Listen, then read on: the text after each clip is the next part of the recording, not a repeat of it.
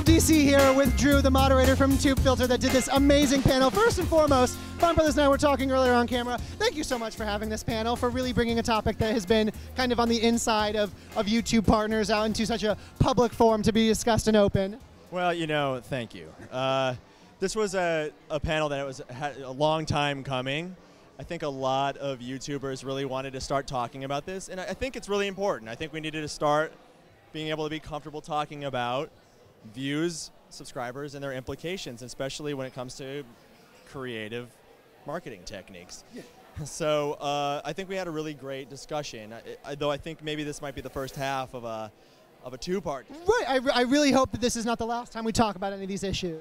Well, no, absolutely. I think, you know, first of all, we need to define the issues to begin with before we can even start talking about accountability. Right. Everybody on the panel was very discreet and deferential when it came to... And sometimes we were very general. We have to really kind of define what even certain, what a view means, what certain terms mean. I feel like definitions are in transition. Yeah, I think there'll come a time when people are going to start calling each other out. But I think right now, since we're sort of all in it together right now, we don't really want to start a civil war because we're going to lose. We don't want to do boxing matches. Exactly, though I think it might, you know, come to that eventually.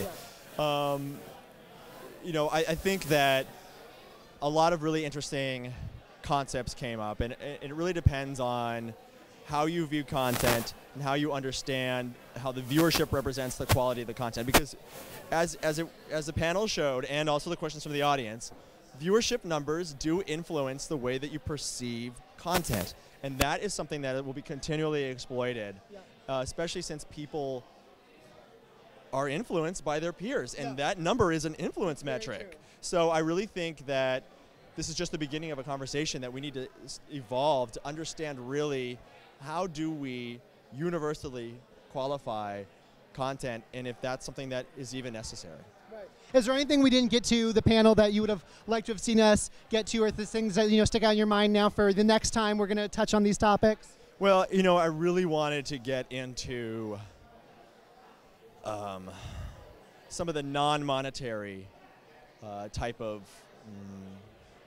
influence, right? So sometimes you don't have to pay in dollars, you can pay in views, and that it's going to make a difference, especially when it comes to networks. Right now, networks are so new right now that you really have to bring more to the network than it offers you. But that is going to be the natural progression. And if YouTube is supposed to be an antidote to old boy Hollywood networks, then we're going to be disappointed to see that evolve. I think for the best, because there's still a greater chance, it's still much more democratic, but if it's going to survive, it's going to have to play by some of the similar rules. Definitely, and with the new homepage launching in 2012, I mean, what do you think about the changes? Are you excited for YouTube in 2012? Absolutely. Anything that encourages more lean back enjoyment of YouTube. Google TV, I was really excited about, didn't quite take off to the amount I want, but I think that's just because, like many of Google's initiatives, sometimes they're a little ahead of their time, but that's great. They've broken the ice, and I think now with their $100 million content initiative, I think they're going to really have the content to support the technology that they're really excited to create. Exactly. For the front page, this curatorial nature of the front page is something that I think is absolutely necessary.